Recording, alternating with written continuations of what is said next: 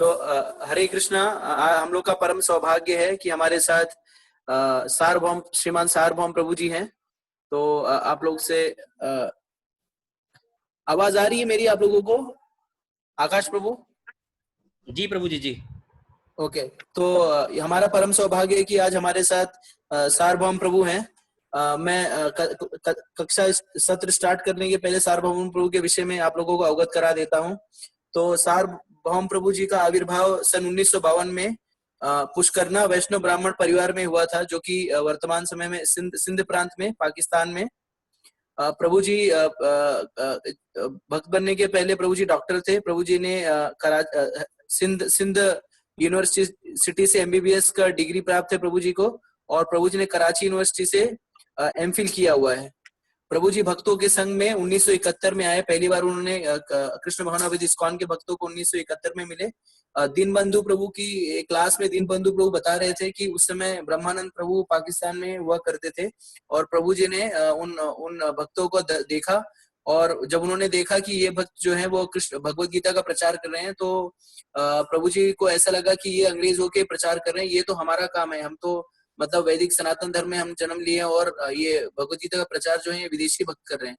तो उस दिन से प्रभु जी को कृष्ण भावनाभाव भक्तों में, मतलब इस्कॉन में या कृष्ण कॉन्शियस में रुचि आने लगी। और 1981 में प्रभु जी जो है पाकिस्तान के कई शहरों में गीता सम्मेलन करने लगे। कई बार वे पाकिस्तान के जो बड़े बड़े नेता हैं उनसे भी मिले, उन्हें भी भगवत गीता दी, और उस तरह से उन्होंने प्रचार किया। 1991 में प्रभु जी भारत में आके रहने लगे, और उन्होंने गोपाल कृष्ण महाराज, गिरिराज गोस्वामी महाराज, राधानाथ महाराज के निर्देशन में प्रचार करने का बीड़ा उठाया। और 1995 में प्रभु जी वृंदावन के इस्कॉन के वृंदावन के कृष्ण बलराम मंदिर के टेम्पल मैनेजमेंट कमेटी में रहे। और उस दौरान प्रभुपाद जी की जन्म शताब्दी के अवसर पर प्रभु जी ने एक भव्य रथ यात्रा का आयोजन कराया, जिसमें 108 देशों के भक्त जो हैं उन्होंने प्रतिभाग लिया, और सारे लोग अपने अपने देशों के झंडे लेकर उन्होंने रथ यात्रा में सहभागी हुए। उसके बाद प्रभु जी जो है इस्कॉन के कुंभ मेला का जो प्रबंधन होता है उस टीम में भी हैं, और उन्होंने कई कुंभ मेला में चीजों को मैनेज किया। और सबसे महत्वपूर्ण बात है कि 2001 के उज्जैन कुंभ मेले में उन्होंने लोकनाथ स्वामी महाराज को महंत पद पर भी स्थापित करवाया, और जिस तरह से इस्कॉन को एक अच्छे से जगह मिली जहां से वे अपने प्रचार कार्य इत्यादि कर पाए। और प्रभु जी जो हैं पूरे विश्व भर में भ्रमण करते हैं और कृष्ण भक्ति का प्रचार करते हैं। साथ ही साथ वे जो भारत के जो बहुत टीवी चैनल है, जैसे सोनी, स्टार टीवी, इस पे भी कृष्ण भावना भावित उपदेश करते हैं आत्मा सीरियल के सहयोग से। और इसी के साथ वे VHI में वो शिक्षक भी हैं, भक्ति शास्त्री सिखाते हैं।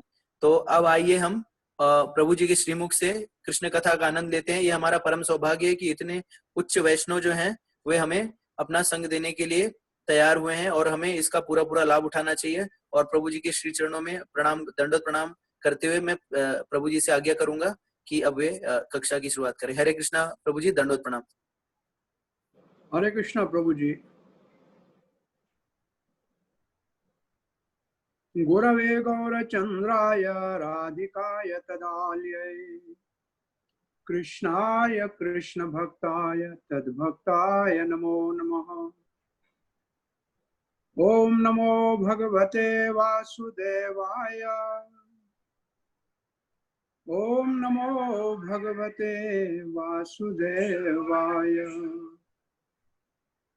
ओम नमो भगवते वासुदेवाय। कृष्णाय वासुदेवाय देवकी नंदनाय च नंदगोप कुमाराय गोविंदाय नमो नमः। जय श्री कृष्ण चैतन्य प्रभु नित्यानंद श्री अद्वैत गदाधर शिवासादि गौर भक्त वृंद। हरे कृष्णा कृष्ण कृष्ण हरे हरे, हरे राम राम राम हरे हरे।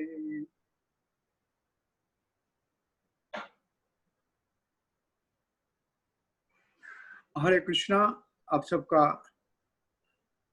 हरि कथा में हार्दिक स्वागत है। धन्यवाद करते हैं प्रभु जी को जिन्होंने हमको सेवा के लिए प्रेरणा दी। कृष्ण भावना अमृत संग, ये एक आध्यात्मिक आंदोलन है जो समाज में सुख शांति और प्रेम का संदेश, जैसे भगवान श्री कृष्ण ने भगवत गीता में और भगवान श्री चैतन्य महाप्रभु ने 522-23 साल पहले भारत के नगर और गांव में भ्रमण करके कलिकाल के लोगों के कल्याण के लिए सरल साधन, उत्तम साधन, सुख का, शांति का, प्रेम का जो दिया, और जिसको आध्यात्मिक गुरुजनों ने, आचार्यों ने आगे बढ़ाया और श्रील प्रभुपाद ने विश्व में विश्व व्यापक संस्था के रूप में स्थापित किया। ये अनादि सनातन धर्म का संदेश है। ये अनादि है, सनातन धर्म का है। लेकिन कलयुग के अंदर भाग्यशाली इसमें भाग ले रहे हैं। जैसे भगवत गीता के 7वें अध्याय के 3रे श्लोक में भगवान श्री कृष्ण कहते हैं, मनुष्याणाम सहस्रेषु कश्चित् यतति सिद्धये यततांपि सिद्धानां कश्चन मां वेत्ति तत्वतः। मनुष्याणाम सहस्रेषु, सहस्र कहते हैं हजारों को, हजारों में से कोई एक भाग्यशाली होता है जो सनातन शास्त्र के सिद्धांत के ऊपर कम से कम मैं कौन हूं इसकी जिज्ञासा करता है। मैं यहाँ क्यों हूं, मुझे कहाँ जाना है, मुझे क्या करना है, ऐसी जिज्ञासा करता है। वो हजारों में कोई एक होता है।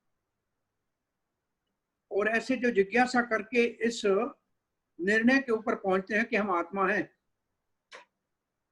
और आत्मा का साक्षात्कार भी कर लेते हैं, आत्मज्ञान ब्रह्म ज्ञान को भी प्राप्त कर लेते हैं, परमात्मा की भी अनुभूति कर लेते हैं ध्यान करके। ऐसे जो सिद्ध हो चुके हैं, ऐसे हजारों में से कोई एक होता है जो श्री कृष्ण कहता है मुझको, यानी श्री कृष्ण को तत्व से, मतलब असल में, सही माना में जानता है। भगवान श्री चैतन्य महाप्रभु, जैसे हम भगवत गीता की बात करते हैं तो कोई 45 मिनट में भगवान श्री कृष्ण ने कुरुक्षेत्र के रणभूमि में युद्ध से पहले अर्जुन को यह दिव्य उपदेश दिया, जिसमें सब 700 श्लोक है। उसमें से भी भगवान के 500 कुछ श्लोक है, 500 कुछ श्लोक भगवान के हैं, बाकी संजय के, अर्जुन के श्लोक हैं, एक धृतराष्ट्र का है। तो ये तो 1 घंटे का भी नहीं है प्रवचन भगवान का, वो तो 2 मित्रों के बीच में बातचीत है। लेकिन वही भगवान श्री कृष्ण जब धरती के ऊपर 522 साल पहले आए तो 10 दिन तक बैठ के श्री रूप गोस्वामी को वो ही शिक्षा देने लगे, और विस्तार से शिक्षा देते हुए कहते हैं जीव अनंत है। कितने जीव हैं कोई गिनती नहीं की जा सकती। अनंत जीवों में कुछ चर हैं, कुछ अचर हैं, कुछ चल सकते हैं, कुछ चल नहीं सकते। ये पेड़ पौधे बेचारे चल नहीं सकते हैं, तो जीव जो चल सकते हैं उसमें कुछ आकाश में उड़ते हैं, कुछ जल में रहते हैं, समुद्र में रहते हैं, कुछ धरती के ऊपर रहते हैं। नभचर हैं, आकाश में उड़ने वाले, जलचर हैं, पानी में रहने वाले, और थलचर हैं, पृथ्वी के ऊपर रहने वाले। अब महाप्रभु कहते हैं थलचर में, पृथ्वी पे ऊपर रहने वालों में पशु कीट पतंग ज्यादा हैं, सबसे अल्प है मानव। सबसे अल्प मानव है, 84 लाख में 4 लाख केवल मानव की जोड़ियां हैं। फिर महाप्रभु कहते हैं मानव अल्प है, लेकिन मानव में भी आधे तो धर्म को जानते ही नहीं। वो जंगली जैसे नास्तिक हैं, नास्तिक हैं, मानते ही नहीं। आधे तो धर्म को जानते हैं लेकिन मानते बहुत कम है। और जो मानने वाले हैं थोड़े से, उनमें से भी प्रायः सब लोग कहते हैं हम अपना कर्म कर रहे हैं, हम अपने कर्म में लगे हुए हैं, हम किसी का बुरा नहीं करते हैं। अच्छा करते हो, लेकिन ये तुम्हारे को सुविधाएं सबने दी किसने? ये प्रकाश रोज सूर्य का कौन दे रहा है मुफ्त में? ये हवा जो सब सांस ले रहे हैं मुफ्त में कौन दे रहा है? ये समुद्र के खारे पानी को बादल बना के मीठा करके बरसा के कौन दे रहा है? ये धरती से अन्न कौन पैदा कर रहा है? और आपके खाने के बाद अंदर में पका कौन रहा है? इतने सारे जो काम कर रहा है, वो कर्म कर रहा है, उसके लिए तो क्या कर रहे हो? धन्यवाद भी नहीं करोगे? कितनी कृपा भगवान की है। श्वास दिया, ग्रास दिया, श्वास दिया, सांस ले रहे हैं, ग्रास दिया, भोजन दिया, महलों में वास दिया, बड़े बड़े घरों में रह रहे हैं, उसके एक भी एहसान को चुका नहीं सकते। ये करोड़ों की काया दी है और इसका एक अंग भी नहीं बना सकते, एक बाल भी नहीं बना सकते नया। यहां से उखाड़ के यहां लगा सकते हैं, नया नहीं बना सकते। एक अंग भी नहीं बना सकते। तो ऐसे कोटि कर्मी, हम कर्म कर रहे हैं, कर्म कर रहे हैं, कर्म कर रहे हैं, ये कर्म के पीछे इतने लगे हुए। अरे कर्म की माना क्या है? गीता में कर्म की परिभाषा क्या है? भगवत गीता में अर्जुन पूछता है कर्म किसको कहते हैं भगवान? भगवान कहते हैं कर्म वो है जो फल को भोगने के लिए दोबारा जन्म लेने के लिए बाध्य कर देता है। दोबारा जन्म लेना ही पड़ेगा, क्योंकि कर्म किया तो फल भोगना पड़ेगा। तो जन्म मृत्यु खत्म तो नहीं हुआ कर्म करने वाले का। तो महाप्रभु तो कोटि कर्मी मध्य एक ज्ञानी श्रेष्ठ, ऐसे करोड़ कर्मों के रास्ते पे चलते हैं, उनमें से कोई एक ज्ञानी श्रेष्ठ होता है। वो समझता है कि कर्म बंधन का कारण है, ये कर्म ईश्वर अर्पण करना चाहिए। हम तो आत्मा है, हमको आत्मा के ज्ञान को प्राप्त करना चाहिए। ऐसा जो ज्ञान के मार्ग पे आता है, कोटि ज्ञानी मध्य, ऐसे करोड़ ज्ञानी इकट्ठे हो जाएं, एक मुक्त। लेकिन मुक्त उनमें से कोई एक होता है जन्म मृत्यु के चक्कर से। वो अपने आप को ज्ञानी समझते हैं, अपने आप को ज्ञानी माने ना, अपने आप को मानते हैं, लेकिन अभी तक भगवान की अनुभूति नहीं हुई। तो मुश्किल से कोई उनमें से एक मुक्त होता है। और फिर महाप्रभु कह रहे हैं कोटि मुक्त मध्य दुर्लभ एक कृष्ण भक्त। कोटि मुक्त मतलब हजार जो मुक्त हो चुके हैं, उनमें से कोई एक दुर्लभ कृष्ण भक्त होता है। मुक्तानाम अपि सिद्धानाम नारायण प्रायण। मुक्तानाम अपि सिद्धानाम कोटि का करोड़ मुक्त और सिद्ध है, उनमें से दुर्लभ एक नारायण प्रायण है। नारायण प्रायण का मतलब जिसने भगवान का शरण लिया है। तो बताइए कि आप कितने भाग्यशाली हैं कि हरे कृष्ण मंत्र का जप करने का आपको बहुत सरल सौभाग्य प्राप्त हो गया है, सुलभ मिल गया है। जो त्रेता युग के, सत्य युग के आज भी प्राणी कहते हैं कल युग में हमको भगवान जन्म दे दो, केवल होंठ को हिलाने से और हरे कृष्णा कृष्ण कृष्णा हरे हरे, हरे राम राम राम हरे हरे, बस ये जपने से भगवान मिल जाएगा। इतना सौभाग्य। कल युग का एक अर्थ है कलह का युग। कलह का मतलब है थोड़ी थोड़ी बात के ऊपर झगड़ा।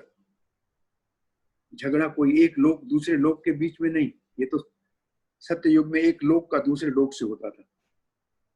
त्रेता युग आया तो एक देश का दूसरे देश से होता था। द्वापर युग आया तो एक ही देश के अंदर रहने वाले दो भाइयों के बीच में झगड़ा था, कौरवों और पांडवों में। और ये कली काल में तो हर घर के अंदर क्या, अपने अंदर ही झगड़ा है अपने आप से।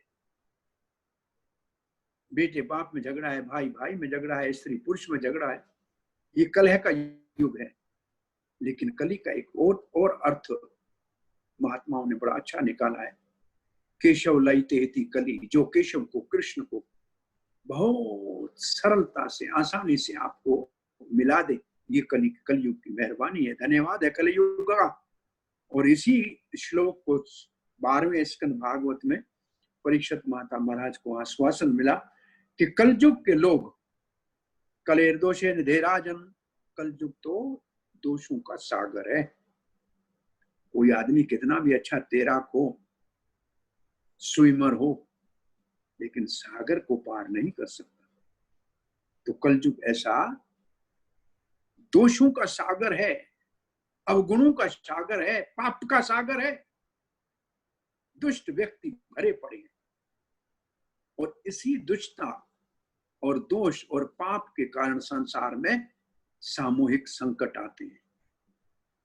जैसे भूकंप होता है, सुनामी आती है, अकाल होता है, बाढ़ आती है, और अब ये कोरोना आया है। ये क्या है? ये सामूहिक संकट है। संसार ये महाभारी लड़ाइयां होती हैं और महामारी आती है। इसके पीछे एक ही कारण है, पृथ्वी के ऊपर पाप का भार बढ़ जाता है। इसका मतलब पाप करने वाले बढ़ जाते हैं और पुण्य धर्मात्मा, जो पुण्य की परिभाषा है साधु संत का संग करने वाले भाग्यशाली, जो धर्म के रास्ते पे चलते हैं, वो कम हो जाते हैं। कल युग में भगवान अपने नाम के रूप में अवतार ले चुके हैं। कली काले नाम रूपे कृष्ण अवतार। हरे कृष्ण महामंत्र में भगवान ने अवतार ले लिया है। जो इसका शरण ले लेता, बरसात कितनी भी आती हो, रोकने का हमारे अंदर सामर्थ्य नहीं, लेकिन एक छाता तो हम भी खरीद सकते हैं ना। अपने सर के ऊपर छाता ढक दें तो बरसात से अपने आप को भिगा सकते हैं, भीगने से बचा सकते हैं। ऐसे कलयुग के प्रभाव को तो हम नहीं रोक सकते हैं, लेकिन हरे कृष्ण महामंत्र का छाता अपने सर के ऊपर ढक सकते हैं कि नहीं ढक सकते? तो अपने आप को तो भीगने से बचा सकते हैं ना। तो ये है कलयुग के अंदर कलेर दोषे निधे राजन, अरे दोषों का सागर है। महाराज परीक्षित चिंतित हो गए। ये आज 7वां दिन है और मेरे का शरीर त्यागने का समय आया है। मुझे इसकी चिंता नहीं है। मरना क्या है, माधव से मिलना है, मुकुंद से मिलना है। परंतु ये वे सारी प्रजा कलयुग के सागर में डूब जाएगी। इसको कैसे उबारना पड़ेगा? ये कलयुग में अपने आप लोग डूब रहे हैं, पाप कर्म में अपने आप लग रहे हैं। बताइए कि भगवान के पास जाने के लिए कितना आसान तरीका है। हरे कृष्ण जपो और भगवान के पास चले जाओ। कोई तकलीफ है इसमें? अब नरक में जाके डंडा खाने के लिए चोरी करनी, बदमाशी करनी, मांस खाना, पर स्त्री व्यभिचार करना, धोखा देना, बेईमान होना, इतना सारा बदमाशी करने के बाद फिर भी लोग वहां नरक में जाने के लिए इतनी सारी मेहनत कर रहे हैं, लेकिन भगवान के पास जाने के लिए सरल साधन है, उसको अपनाने के लिए तैयार नहीं है। क्यों? वो समझते नहीं हम बहुत खुश हैं, हम जो कर रहे हैं बहुत अच्छा है, सबको हम धोखा दे रहे हैं। अरे किसको? अपने आप को धोखा दे रहे, किसी को धोखा नहीं दे रहे। तो ऐसे डूबने वाले लोगों के लिए जहाज कौन सा है जिसके ऊपर पकड़ पकड़ के शरणों में उसको बिठाया जाए, पड़ा रहे उसके ऊपर, फिर भी तर जाएगा? तो परीक्षित महाराज ने सुखदेव गोस्वामी की ओर चिंता से देखा। मैं राजा हूं, अगर आप कोई साधन बताएंगे कलयुग के लोगों के कल्याण का, तो निश्चित रूप से मैं राजा शुभारंभ करूंगा। तो गीता का ये प्रसिद्ध श्लोक है, यद्यद आचरति श्रेष्ठ तत्तद एवत्रो जनः सयत प्रमाणम कुरुते लोकस्तद अनुवर्तते। जो सभ्य व्यक्ति, जो नेता कौन है? घर का माता पिता नेता है, स्कूल का अध्यापक नेता है, शिष्य का गुरु मार्गदर्शक है, देश का राजा नेता है। ये स्वाभाविक नेता है, इनको बनाने की नहीं पड़ता है, ये स्वाभाविक नेता है। ये जैसा आचरण करेंगे सामान्य लोग इनका अनुकरण करेंगे। दुख और दुर्भाग्य ये है, पहले हमारे आइडल हुआ करते थे भगवान, उसी के चित्र, उसी की महिमा, उसी की पूजा, उसी का गुणगान। फिर एक समय बदला, संत महात्मा साधु हमारे आइडल रहे, उनको हमने अपना मार्गदर्शन माना। उन साधु संतों आचार्यों के चरण चिन्हों के ऊपर चलना शुरू किया। कोई बात नहीं, वो आचार्य भगवान से हमको मिला देते थे। फिर ये साधु संतों वाला समाज भी आस्ते आस्ते लुप्त होने लगा। तब वीर, जो वीर पुरुष थे, जो धर्म रक्षक थे, उनको हमने सम्मान देना शुरू किया। महाराज शिवाजी महाराज को, महाराणा प्रताप सिंह को, गुरु गोविंद सिंह को, ऐसे ऐसे जो धर्म रक्षक हुए। फिर हमारा दुर्भाग्य कलयुग में ऐसे कि अब अभिनेता और अभिनेत्री और खिलाड़ी हमारे आइडल बने हुए हैं। उनके चित्र हमारे घरों में हैं और उनकी प्रशंसा और टीवी में समय उनके देखने में चला जा रहा है। तो क्या आध्यात्मिक कोई उन्नति हुई है या प्रगति हुई है समाज के अंदर? कितना पतन हुआ है। भगवान के गुणगान करने वाले अब एक अभिनेता और अभिनेत्री के गुणगान कर रहे हैं। आपके बड़े, हमारे पूर्वज चांदी के बर्तनों में तो कम से कम खाते थे। अभी भी आपके घरों में देखो, चांदी की थाली को कटोरा मिल जाएगा, गिलास मिल जाएगी।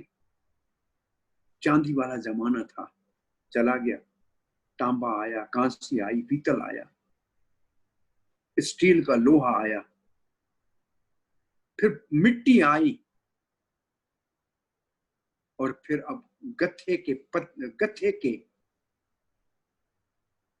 कार्डबोर्ड के ऊपर और प्लास्टिक के ऊपर खा रहे हैं और बड़े खुश हो रहे हैं कि हम बहुत बड़ी प्रगति कर चुके हैं, अधोगति की तरफ जा रहे हैं, नीचे जा रहे हैं।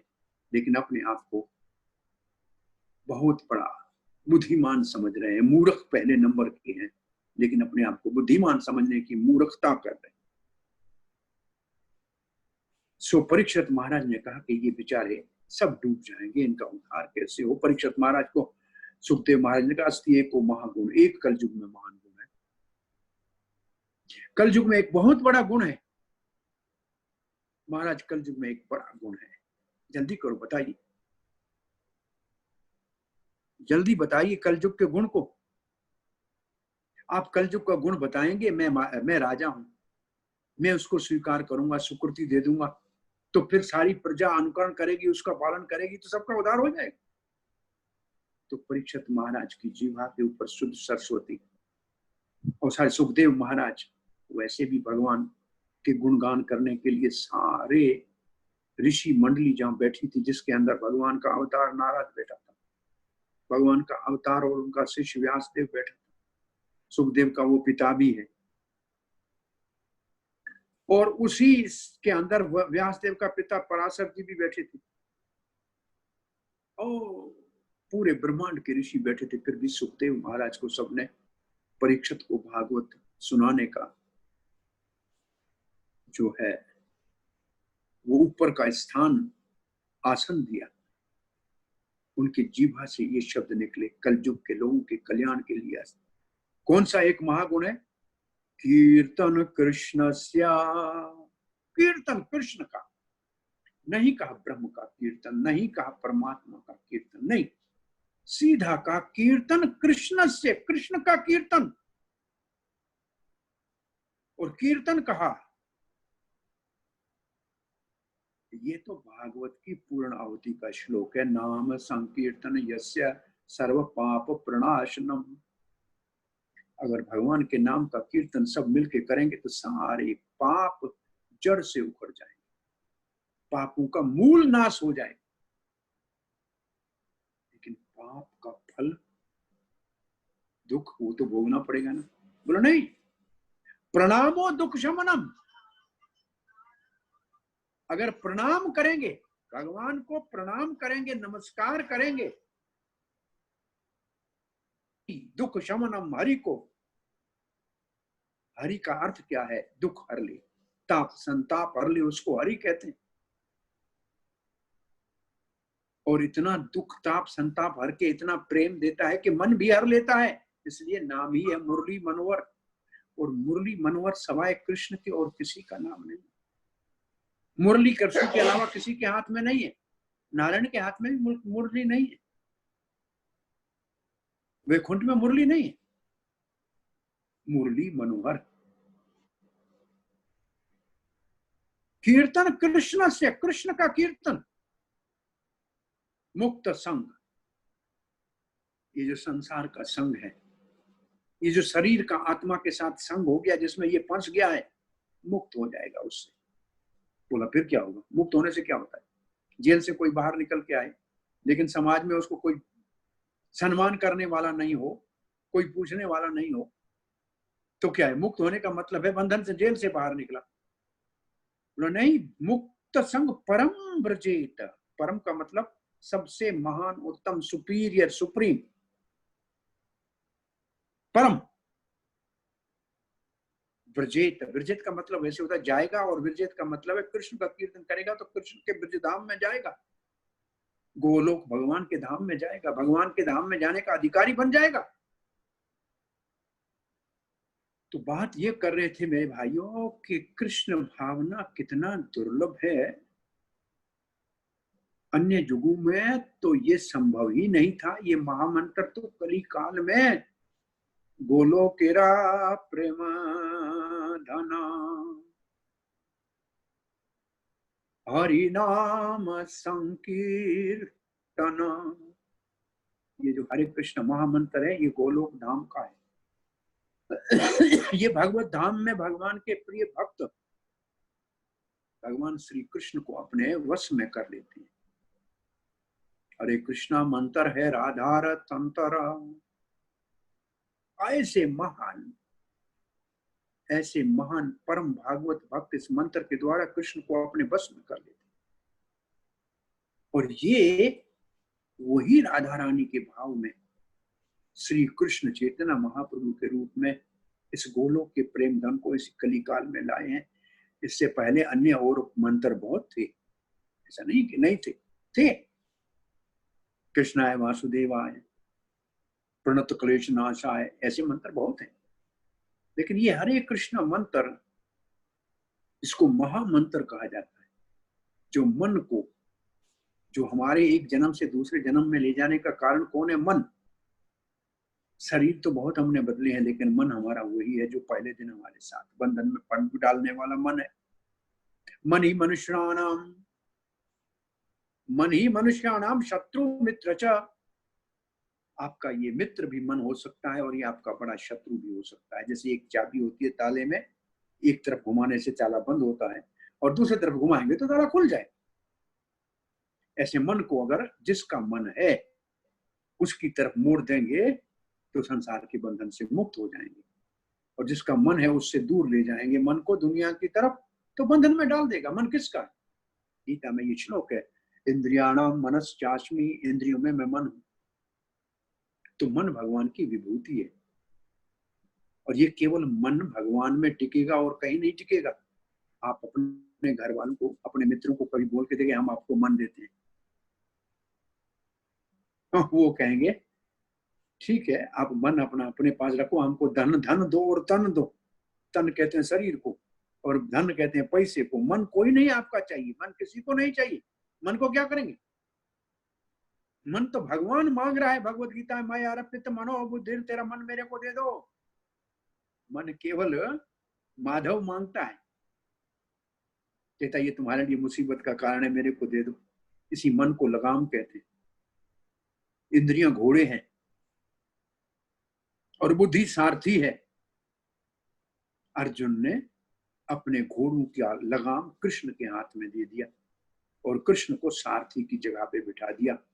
ऐसे बुद्धि में कृष्ण को बिठा दें तो मन को वो संभाल लें, तो संसार सागर में भटकने से हमारे इंद्रिय रूपी घोड़े को बचा लेंगे।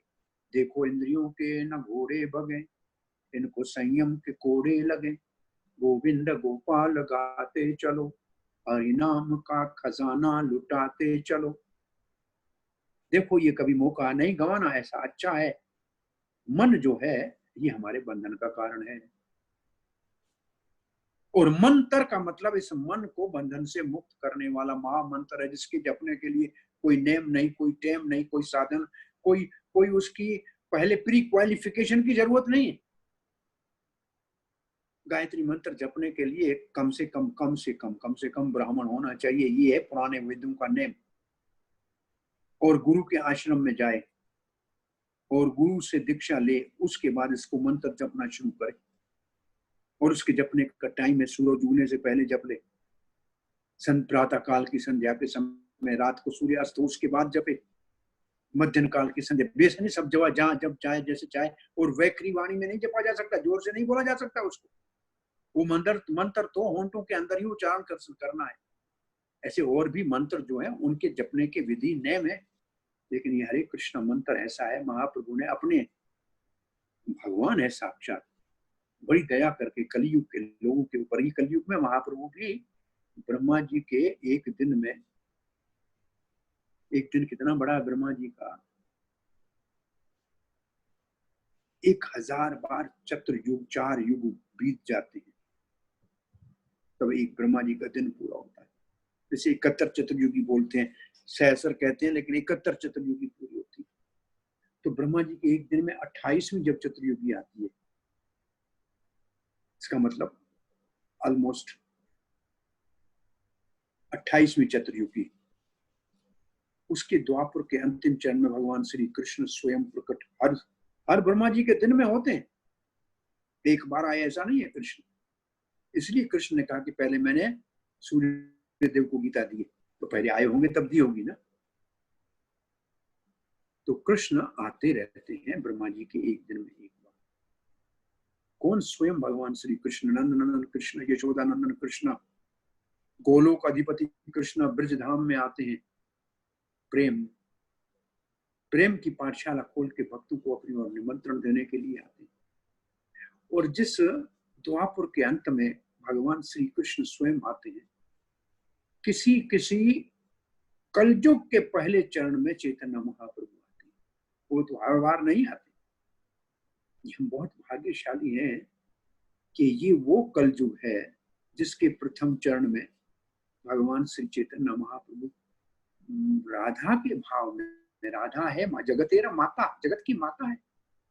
तुम्हें माता च पिता, ये माता का रूप भगवान का है और एक पिता का रूप है। भगवान एक है, एक पिता का रूप है, एक माता का रूप है, एक ही भगवान है। कभी भी प्रभुपाद ने ये नहीं कहा Radha and Krishna are god, नहीं, Radha and Krishna is god. दोनों एक है, एक माता है, एक पिता है।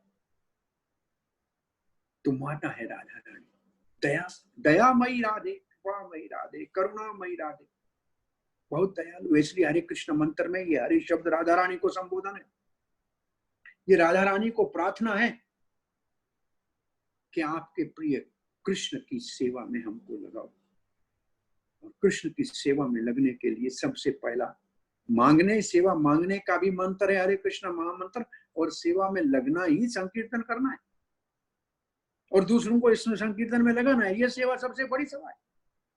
संत की सेवा हरि नाम ध्याई। साधु संत की सेवा कैसे हुई? भगवान का नाम जपो और जपाओ, ये बड़े से बड़ी सेवा है। लोगों को भगवान के निकट लाना। देखो, सेवा हमारा धर्म है। प्रभुपाद जी कहते हैं सेवा के बगैर कोई भी जीवन में जी नहीं सकता। किसी न किसी की सेवा करनी पड़ेगी और सभी किसी न किसी की सेवा कर ही रहे। एक था गांव का व्यक्ति, शहर में आया काम करने के लिए। सेठ को कहा नौकरी दे दो। ठीक है, बोला मेरे को तनख्वाह नहीं चाहिए, पैसा नहीं मांगी, रोटी देना रहूंगा, लेकिन आपसे कोई बड़ा आदमी आ गया तो फिर उसकी सेवा में चला जाऊंगा, फिर आपके पास नहीं रहूंगा। सेठ ने कहा मैं यहाँ का बड़ा सेठ हूँ, नगर का बड़ा, और कौन आएगा, करो कोई मुफ्त का सेवक, सेवा भी बहुत अच्छी करता है, बस रोटी खाता है और कुछ नहीं मांगता है, सोने की जगह और रोटी मिल रही है। एक दिन सेठ के पास कमिश्नर आ गया, सेठ खड़ा हो गया, सेठ उसकी सेवा में लग गया। सेठ बड़ी उसकी जो है आवभगत करने लगा। वो जाने लगा तो सेठ को कहा मैंने आपको कहा था ये आपसे बड़ा है। बोला ये बड़ा क्या, ये तो ये पूरे डिवीजन का मालिक है, कमिश्नर है। बोला फिर मैंने आपको कहा था आपके पास नहीं रहूंगा, इनके पास जाऊंगा। उसको कहा हमारा आपकी मैं सेवा तो करूंगा, कमिश्नर कुछ लूंगा नहीं, रोटी खाऊंगा बस, लेकिन आपसे बड़ा आया तो छोड़ के चला जाऊंगा। बोला मैं तो यहाँ का बड़ा हूँ, सब मेरे से बड़ा कोई नहीं, चलो सेवा करो। सेवा बड़ी अच्छी कर रहा है। एक दिन मंत्री आ गया। अब मंत्री आ गया तो कमिश्नर साहब भी मंत्री की सेवा में लग गया। इस मंत्री इसने कहा ये कौन है, आपसे बड़ा है? बोला ये तो मंत्री है। मैं इसकी सेवा में जा रहा हूँ। चला गया मंत्री की सेवा। मंत्री से भी यही कहा कि आपकी सेवा तो मैं अच्छी तरह से करूंगा, लेकिन कुछ लूंगा भी नहीं, आपसे बड़ा होगा तो चला जाऊंगा। उसने कहा मैं मंत्री हूँ, मुझसे बड़ा कौन है? तो आ गया मुख्यमंत्री। अब तो मंत्री भी उनकी सेवा में लगा। नहीं, बड़ा है भाई, मुख्यमंत्री, मुख्यमंत्री की सेवा करने लगा। बोला मैं तो इस पूरे प्रदेश का मुख्यमंत्री। एक दिन प्रधानमंत्री आया तो मुख्यमंत्री उसकी सेवा में चला गया। अब तो इसको आश्चर्य लगा कि ये, बोला ये मुझसे बड़ा है, ये तो पूरे देश का मंत्री है, मैं तो एक प्रांत का मंत्री हूँ। प्रधानमंत्री की सेवा में लग गया। शर्त यही है इसकी, बुद्धा बुद्धि मानता का सेवा करनी है तो सबसे बड़े की करनी चाहिए। अब एक दिन कोई महात्मा आया तो वो हाथ जोड़ के उसके सामने प्रधानमंत्री खड़ा हो गया और उसको प्रणाम कर रहा है। अब तो उसको माला भी पहना रहा है और उसको दक्षिणा भी दे रहा है, भोजन भी करा रहा है। आश्चर्य हुआ, तो आप देश के राजा थे, आप इसको बुलाइए, तो महात्मा है, संत है, फिर मैं इसकी सेवा में चला जाऊंगा। चला गया सेवा संत के पास। साथ संत ने जाके सीधा भगवान को प्रणाम किया। बोला ये कौन है? बोला ये तो भगवान हमारा स्वामी है, इसकी पूजा करते हैं इसलिए महात्मा लोग, इसलिए ये मुख्यमंत्री और राजमंत्री भी हमारा चरण छूते हैं। बोला फिर मैं इसकी सेवा में लगता हूँ। बोला हाँ, इसकी सेवा में आप लग सकते हो, लेकिन हमारे माध्यम से लग सकते हो, भक्त के माध्यम से ही भगवान की सेवा मिलेगी। तो सेवा तो सभी कर रहे हैं, ऐसा कोई नहीं है कि कोई सेवा नहीं कर रहा है। इस दुनिया में सबको सेवा करनी पड़ती है। प्रभुपाद जी कभी कहते हैं कि किसी के पास सेवा करने के लिए कुछ नहीं बचता है, अपने शरीर की सेवा करते हैं, लेकिन फिर भी संतुष्ट नहीं होते तो कुत्ता बिल्ली पालते हैं, उनकी सेवा करते हैं। जो लड़के तो चले जाते हैं, बड़े हो गए, बच्चे चले गए, किसको रखेंगे? कुत्ता रखते हैं, बिल्ली रखते हैं, घर में तोता रखते हैं। तो सेवा हमारा धर्म है। और सेवा को सिखाने के लिए आज कल नहीं परसों भगवान बलराम जी का प्रकट्य दिवस है, बलराम पूर्णिमा है, और उसको रक्षाबंधन कहते हैं। रक्षाबंधन में बहन भाई को राखी बांधती है। ये तो बाद में राजस्थान में एक रजवाड़े में कोई राजा नहीं था और महारानी ने पड़ोस के रजवाड़े को राखी बांध के भाई बना दिया, और उसने अपनी बहन की रक्षा के लिए रक्षाबंधन एक बहुत पुराना ड्रामा इस जमाने में किया था, हमको याद है कि राखी बांधी तो उसने अपनी बहन की रक्षा की। तो ऐसे रक्षा का सूत्र पहले ये ब्राह्मणों का त्योहार है। ये ब्राह्मण, हमें बचपन में याद है कि मंदिर से 500 2-4-500 रक्षा बनाकर माता जी देती थी कि पूरे बाजार के अंदर अपने जितने यजमान हैं उनको राखी बांध के आओ इस दिन के ऊपर। तो पहले साधु संत महात्मा अपने शिष्य सेवक को रक्षा बंधन, रक्षा, भगवान रक्षा करने वाला कौन है? भगवान बलराम रक्षा करने वाले हैं, सब गुरु तत्व हैं, और गुरु ही सबको संसार के सागर में डूबने से बचाने वाला है, वही रक्षा करने वाला है। तो बलराम जी ही हमारे असली रक्षक हैं। उनका आविर्भाव है, काय के लिए आए, उनका विशेषता क्या है? उनकी विशेषता है सेवा सिखाना, क्योंकि सेवा हमारा धर्म है। और हम पता नहीं किस किस की सेवा करने को तैयार हैं, और जिसके हैं उसकी सेवा नहीं कर रहे हैं। इसलिए भगवान ही अपना विस्तार करके अपनी सेवा सिखाने के लिए आए। और ऐसे चैतन्य महाप्रभु तो भक्त के रूप में अवतार लेके और भगवान के नाम जपने की विधि विधान सिखाने के लिए स्वयं आए। तो धर्म हमारा सेवा है, और उसको सिखाने के लिए भगवान सेवक के रूप में आए और हमको सेवा का धर्म सिखा रहे हैं। ये सिद्धांत है, बहुत बड़ा सिद्धांत है सेवा। और सेवा, फिर आपको बताऊं, सेवा सबसे अच्छी है भगवान का नाम जपना। ये सबसे अच्छी और उत्तम सेवा है, इस सेवा को करनी चाहिए। तो हम कह रहे थे आपसे कि हजारों में से कोई एक होता है, कम से कम वो मानव जन्म के लक्ष्य को प्राप्त करने के लिए सत्य शास्त्र का आश्रय लेता है। हमको आश्चर्य तब लगता है जब इतना बड़ा देश है, कोटि कोटि करोड़ों की संख्या है, कितने लोग गीता को पढ़ते होंगे? कि मैं आपसे पूछता हूँ, अब बताइए कितने लोग गीता, कितने लोगों के घर में गीता का रोज पाठ होता होगा? 10% भी नहीं होंगे। 10% हो जाए तो संसार में शांति हो जाए, 1% भी मुश्किल है। ये तो भारत की बात कर रहे हैं। पूरे विश्व की गणना करके देखें तो सतशास्त्र पढ़ने वाले, तो सतशास्त्र नहीं पढ़ेंगे, सभ्य व्यक्ति नहीं बनेंगे, सतमार्ग के ऊपर नहीं चलेंगे तो अधर्म के रास्ते पे जाएंगे। सिद्धांत सीखने के लिए शास्त्र तो चाहिए ना। बिना शास्त्र के, शास्त्र इतना जरूरी है जितना शासन जरूरी है। बिना शासन के कोई सरकार चलेगी क्या? शासन, शास्त्र, शस्त्र, शस्त्र का मतलब हथियार। भाई बिना आर्मी, बिना हथियार के रह सकती है क्या? पुलिस के पास हथियार नहीं होगा तो चोर मानेगा क्या? शस्त्र, शास्त्र, शास्त्र, शस्त्र, शासन, शिष्य, ये सब एक ही शब्द से निकले हैं संस्कृत में। अगर शासन की जरूरत है देश में तो शास्त्र की जरूरत है हमारे अपने जीवन में संयम बना के रखने के लिए। ये रोड के ऊपर लाल बत्ती लगी होती है, गधा कभी रुका है क्या लाल बत्ती पे? कुत्ता रुकता है क्या? नहीं। कौन रुकता है? सभ्य व्यक्ति। असभ्य उसको भी तोड़ के जाते हैं, क्यों? पशु के स्तर पे। तो ये नेम जो है, शास्त्र हमारे को नेम में बांध के रखता है, मर्यादा में बांध के रखता है, नहीं तो मर्यादा का उल्लंघन हो जाए। जैसे देश का कानून होता है, उसका उल्लंघन करने वाला अपराधी माना जाता है, ऐसे शास्त्र भगवान का कानून है, उसका उल्लंघन करने वाला अपराधी माना जाता है। दंड अभी नहीं मिले कोई बात नहीं, प्रकृति दंड देती ही है, और बच भी जाएगा तो आत्मा का कोई आखिरी जन्म नहीं है। आत्मा का अनंत जन्म ले चुका है आत्मा। शरीर हमने कितने बदले हैं, आपको ये समझ में नहीं आए तो एक इस प्रश्न का उत्तर दे दो। आज जितनी आपकी उम्र है, आपने कितने कपड़े बदले हैं, मेरे को गिन के बता दो।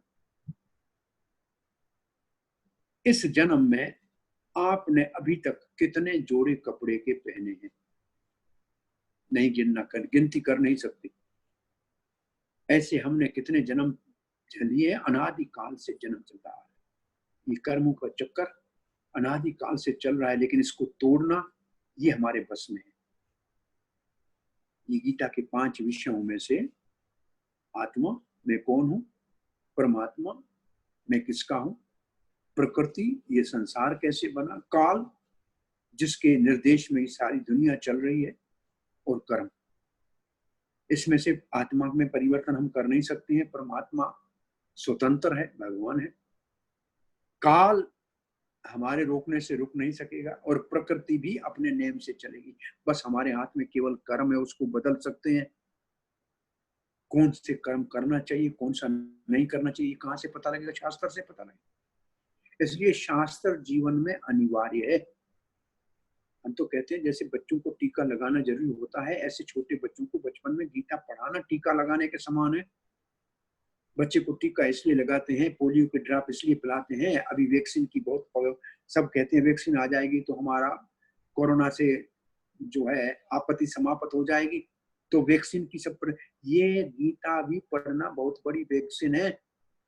ये हमारे मन को भटकने से बचा देगी, जन्म मृत्यु के चक्कर में ले जाने से बचा देगी। पोलियो तो टांग को टेढ़ी होने से बचा देता है, लेकिन ये मन को भटकने से बचा देने वाला बहुत बड़ा इम्यूनाइजेशन है। एक जमाना था जब हम स्कूल में पढ़ते थे, टीका लगाने वाला आता था, हम खिड़की से भाग जाते थे, लगती जबरदस्ती हमको टीका लगाया। लेकिन अब आज हर माँ बाप अपने बच्चे को पकड़ के अस्पताल ले जाते हैं, खुद स्वयं हाथ से टीका लगा के आते, क्योंकि जागृति आ गई ना। ऐसे ही आजकल लोग शास्त्र नहीं पढ़ रहे हैं। प्रभुपाद जी का दृष्टिकोण ये था, भक्ति सिद्धांत सरस्वती महाराज ने शास्त्र छापने की उनको प्रेरणा दी, और उन्होंने शास्त्र छापा और छापने के बाद बांटने के लिए कहा कि ये लोग एक दिन जैसे टीका माँ बाप बच्चों को खुद लगाने जाते हैं, ऐसे शास्त्र हमारे मंदिरों से आके लाइन में लेके ले जाएंगे, और ले जाने के बाद अपने बच्चों को पढ़ाएंगे। तब आप समझ लो कि ये महामारी से बच जाएंगे। कौन सी महामारी से? जन्म मृत्यु की महामारी से। जन्म मृत्यु जरा व्याधि की महामारी से बच जाएंगे। भगवान के धाम को तभी प्राप्त कर सकते हैं जब वो शास्त्र और शास्त्र भी प्रमाणिक होना चाहिए। गीता तो प्रमाणिक है, लेकिन उसके ऊपर किसी परंपरागत महापुरुष आचार्य का टीका जो हमको समझाने के लिए दी हो, जो भगवान के भाव से अलग भाव की ना हो। जब कृष्ण कहता है कि मेरी भक्ति करो और टीका लिखने वाले कहते हैं कृष्ण की भक्ति की जरूरत नहीं है, तो फिर वो टीका परंपरागत नहीं मानी जाएगी।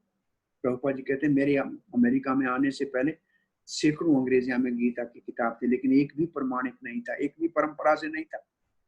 और आप उसका चमत्कार देखिए, जब से ये परंपरागत गीता यथारूप आई है, पूरे विश्व के अंदर एक आध्यात्मिक आंदोलन, और आज दुनिया के अंदर सबसे अधिक भाषाओं में वितरण होने वाला ये पुस्तक हो गया है।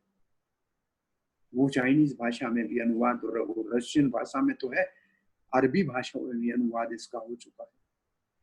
तो ये गीता ने कितना बड़ा आध्यात्मिक आंदोलन स्थापित किया है। इसको पढ़ने वाले पाश्चात्य देश के लोग भी धर्म के मार्ग में चलने लग गए, तो हम भारतीयों को इसको समझ के, इसको तो हमको एक एक शब्द आना चाहिए, एक एक श्लोक आना चाहिए, इसका अर्थ आना चाहिए और लोगों को ये सुनाना चाहिए। ये हमारा धर्म है। जन्म भारत भूमि ले हाइला मनुष्य जन्म, मन जन्म सार्थक करी कर पर उपकार।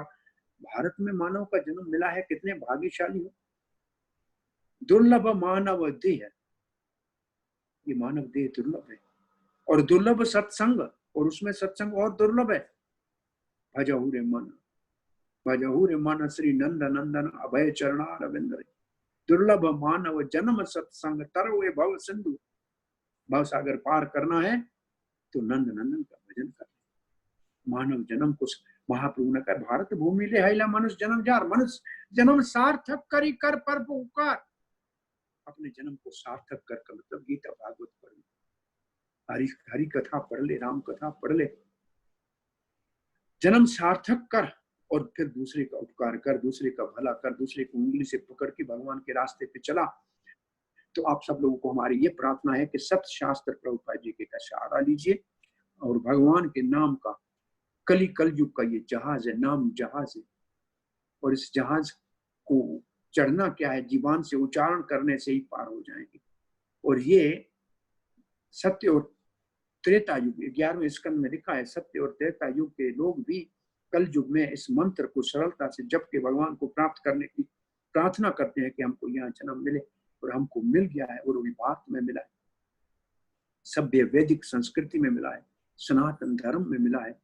तो ये ऐसा दुर्लभ अवसर अब हाथ से गंवाना नहीं चाहिए। अब दृढ़ संकल्प करके कृष्ण भक्ति में निष्ठा पूर्वक लग के, और इसी जन्म में कृष्ण को प्राप्त करना है, ऐसा दृढ़ संकल्प कर लेना चाहिए। हरे कृष्णा। धन्यवाद।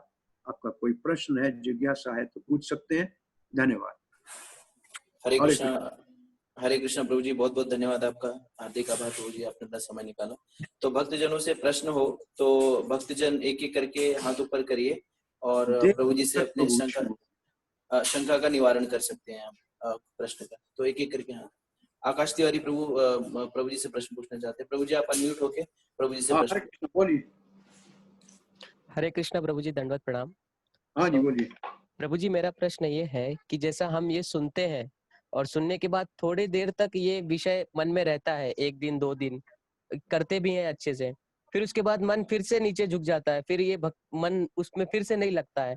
तो ये मन हमेशा भगवान के भजन में जो उत्साह अभी आपका कथा सुनने के बाद अभी मन में है कि मुझे ये जब अच्छे से करना चाहिए, भजन में लगना चाहिए, भगवत गीता भागवत पढ़ना चाहिए, तो इस चीज को मैं किस तरीके से लॉन्ग लास्टिंग काफी समय तक बना के रखूं अपने विचार को, तो ऐसा क्या करना चाहिए मुझे कि मेरा ये विचार जो अभी है ये सदैव बना रहे? इसके लिए रिपीटेडली सुनने की जरूरत है। स्कूल कॉलेज में कोई एक कैरिकुलम होता है तो कुछ साल 6 महीना 12 महीना होता है, तब जाके कोई चीज समझ में आती है। एक बार हमने पढ़ने से तो सब याद नहीं हो जाता है। मन हमारे साथ कई जन्मों से भटकाता रहा है, और इस जन्म में अभी कुछ चंद महीनों या सालों से हमने भगवान का कथा कीर्तन सुना है, तो मन हमारा फिर हमारे को पुराने आदतों में ले जाएगा। इसलिए अच्छा संग और रेगुलर सत्संग, ये दोनों जरूरी, तब ये हमारा निष्ठा पूर्वक जो है संकल्प बना रहेगा, नहीं तो ढीला पड़ जाएगा। हरे कृष्ण प्रभु, बहुत बहुत धन्यवाद प्रभु जी। नीलेश झा प्रभु का प्रश्न है प्रभु जी। नीलेश झा प्रभु, आप अनम्यूट होके प्रभु जी से प्रश्न पूछ सकते हैं। हरे कृष्णा प्रभु जी, जैसे कि आपने बताया कि अर्जुन ने अपना ये अपने आप को भगवान को समर्पित कर दिया था, अपने इंद्रियों को भगवान के हाथ में समर्पित कर दिया था, तो हम कैसे अपने मतलब इंद्रियों को भगवान के हाथों में समर्पित कर सके, थोड़ा करके बता देते हैं। और हमने तो उदाहरण दिया कि मन जो है वो भगवान के हाथ में देना है। यही तो भगवत गीता में बोलते हैं, मन मेरे को दे दो, क्योंकि मन भगवान की विभूति है, उसी में लगेगा। इसलिए जो साधन भक्ति है उसका मूल एक ही सिद्धांत है, ये न केन प्रकारेण मन कृष्ण पदारविंदयो, कैसे भी करके मन कृष्ण में लगे, यही हमारा एक मुख्य उद्देश्य है। तो मन कैसे भगवान में लगे, जिनका मन लगता है उनका संग करो, और भगवान के कथा और कीर्तन को पढ़ने से और कथा कीर्तन को सुनने से भगवान में मन लगना शुरू होगा। बहुत बहुत धन्यवाद प्रभु जी आपका। किसी और भक्त का कोई प्रश्न है तो प्रभु जी एक दो प्रश्न और ले सकते हैं। देखिए फिर दूसरी क्लास का भी टाइम होगा। हाँ, अच्छा, ये आखिरी प्रश्न ले लेते प्रभु जी। आकाश तिवारी प्रभु, आपका कोई प्रश्न है? फिर 5 मिनट है। हाँ ठीक है प्रभु जी। ये आकाश तिवारी प्रभु, आपका प्रश्न पूछिए प्रभु जी से।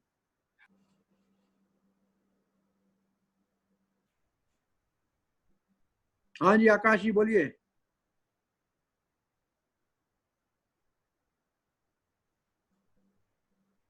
आकाश तिवारी प्रभु। हरे कृष्णा प्रभु, मेरा एक और प्रश्न था, अगर आप पूछिए प्रभु जी, जल्दी। नहीं हो रहा था प्रभु जी। जैसे कि आपने बताया कलयुग में हरि नाम की निर्माता है, केवल भगवान का नाम जप करने से जीव का उद्धार हो जाएगा, परंतु क्योंकि मतलब हमारे आचार्य जी का मतलब कहा कि नाम जो है हमें भगवान ध्यान पूर्वक करना चाहिए, तो जी दोनों क्या डिफरेंस है? क्या सिर्फ नाम अगर कोई ध्यान पूर्वक नहीं भी जप करता है इसका उद्धार हो पा रहा? अब मैं भगवान का नाम, फिर आपने क्या कहा, क्या करना पड़ेगा? प्रभु जी ने कहा कि जो नाम, जैसे हम कहते हैं खाली नाम जपने से अपना जीव का उद्धार हो जाएगा, और आचार्य कहते हैं कि हमें ध्यान पूर्वक नाम जप करना चाहिए। तो अगर कोई व्यक्ति जो है वो खाली नाम जप कर रहा है, ध्यान पूर्वक नहीं कर रहा है, तो क्या उसका उद्धार होगा? नाम जप शुरू कर दो, ध्यान पूर्वक अपने आप हो जाएगा। नहीं तो भगवान को मालूम है कि मेरा नाम जप रहा है। भगवान जो है जपने वाले का ज्यादा ध्यान करते हैं, जपने वाला भगवान का कम ध्यान कर सकता है। इसलिए आप जपना शुरू करो, ध्यान पूर्वक, भगवान देख लेगा। जपना शुरू करो, ध्यान पूर्वक हो जाएगा। वह ध्यान पूर्वक होगा तब करूंगा, इसके आसरे बैठ मत जाना, चालू कर दो। ठीक है प्रभु जी। आखिरी प्रश्न आकाश तिवारी प्रभु का अनम्यूट नहीं हो रहा था, प्रभु जी पूछना चाहते हैं। हरे कृष्णा प्रभु जी, मेरा प्रश्न ये था कि जब आप अमेरिका में ऐसा प्रचार करते हैं और जब आप भक्ति में आए, तो मतलब आपका वो थोड़ा सा एक्सपीरियंस जानना था। मैं आपको बहुत दिनों से यूट्यूब वगैरह पे सुनता हूँ, तो आपका थोड़ा सा एक्सपीरियंस जानना था कि आप में ऐसी चेष्टा कैसे आ गई कि आप एक वहां पे रहते हैं पाकिस्तान जैसे जगह पे, फिर आप डायरेक्ट भक्तों के संग में आ गए और आप इतना समय से भक्ति में लगे। तो थोड़ा सा एक्सपीरियंस जानना था प्रभु जी। अरे भैया कोई एक्सपीरियंस नहीं है, प्रभुपाद की कृपा है। वो किसी को भी किसी सेवा में ले सकते हैं और किसी को कहीं भी लगा सकते हैं। प्रभुपाद जी और उनके वैष्णव की कृपा से ये सब कुछ संभव है। असल में ये प्रभुपाद जी की कृपा है कि वो आंदोलन बनाया तब हम सब सेवा कर सके। और प्रभुपाद जी को किसी ने कहा था कि आपका पूरी दुनिया में है कि तो पाकिस्तान में प्रचार है क्या? तो उस वक्त में पाकिस्तान ईस्ट और वेस्ट था। प्रभुपाद जी का मैं तो नहीं जा सकता हूँ, मेरे अंग्रेजी शिष्यों को भेज दूंगा। तो एक शिष्य को पाकिस्तान, ईस्ट पाकिस्तान भेजा, गर्ग ऋषि को, और ब्रह्मानंद को वेस्ट पाकिस्तान भेजा। तो प्रभुपाद ने ये कृपा की कि अपने शिष्यों को बहुत बड़ा जो है रिस्क उठा के उन देशों में भेजा, और तब भगवान का ये प्रेरणा हुई और हम सब प्रभुपाद जी के इस आंदोलन में उनके अनुयायियों की कृपा से आ गए। हरे कृष्ण। धन्यवाद प्रभु जी। हम बहुत बहुत धन्यवाद प्रभु जी, आपका आभार। हम लोग आपने बहुत कृपा की प्रभु जी, हमें संग देकर। आशा है कि आगे भी आपका संग हमें हरे कृष्ण। दंडवत प्रणाम प्रभु जी। हरे कृष्ण। धन्यवाद प्रणाम। इस सार्वभौम प्रभु की जय।